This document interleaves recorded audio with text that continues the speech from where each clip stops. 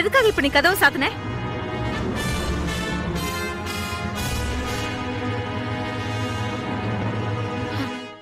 கண்டிப்பா தெரியணுமா? ஏய், என்ன நீ வீட்ல யாரும் இல்லாத நேரமா பார்த்து என்ன வந்து மிரட்டுற? மிரட்டுனா? என்ன பார்த்தா மிரட்டுற மாதிரியா இருக்கு? ஏய், என்ன வேணும் உனக்கு?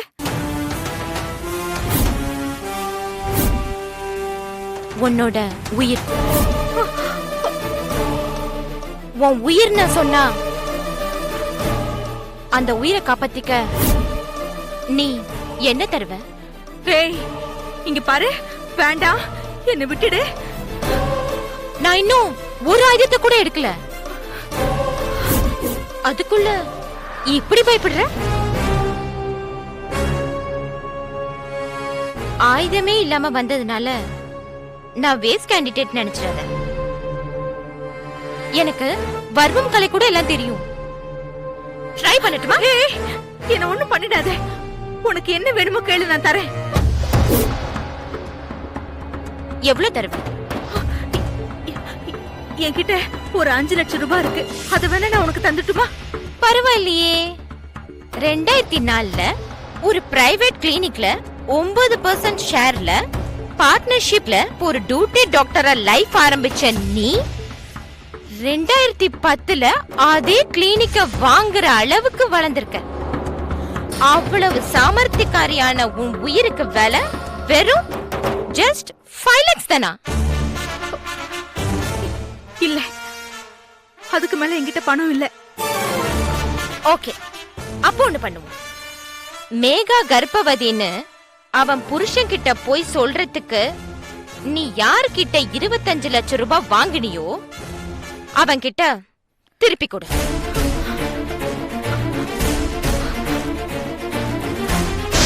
அந்த பணத்தை ஏன் முன்னாடி கொடுக்கணும்?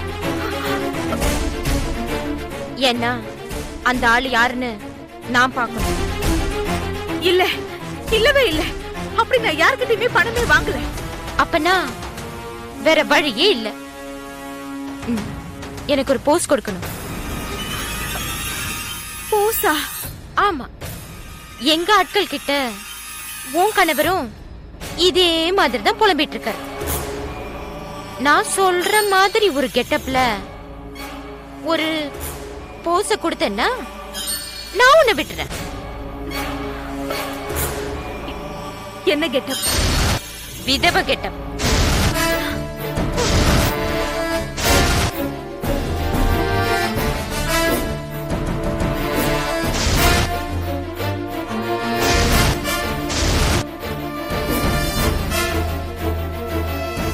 உனக்கு 5 நிமிஷம் டைம். நான் வெளியே தான் இருப்பேன். ஒண்ணு விதவ கெட்டப்ல வெளியே வரணும்,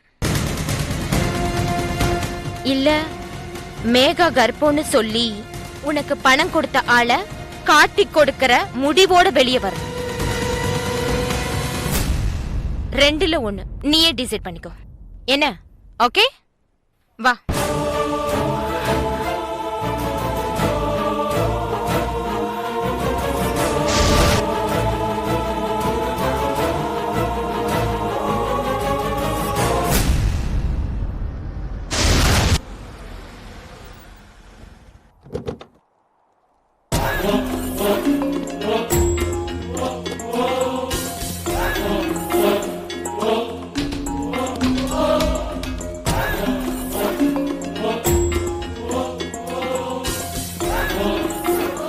வணக்கம் சார்.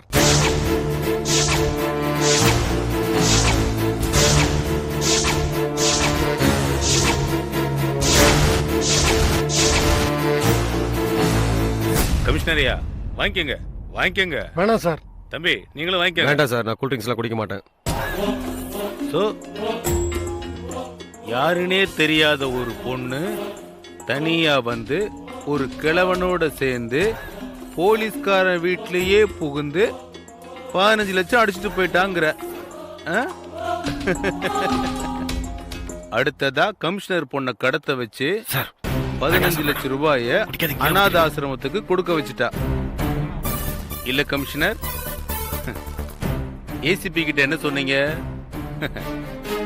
பொண்ணா வேலையான்னு வந்தா எனக்கு பொண்ணுதான் முக்கியம்னு சொன்னீங்கல்ல,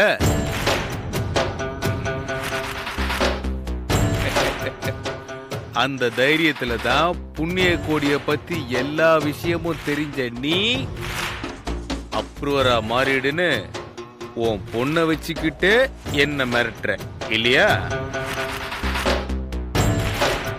ஏய், நான் 18 மினிஸ்டருக்கு பினாமியா இருக்கிறவன். உங்களை மாதிரி எனக்கு ஒரு சிச்சுவேஷன் வந்தா எனக்கு பொண்ணு வேண்டாம், பொண்டாட்டியும் வேண்டாம், வேலைதான் முக்கியம்.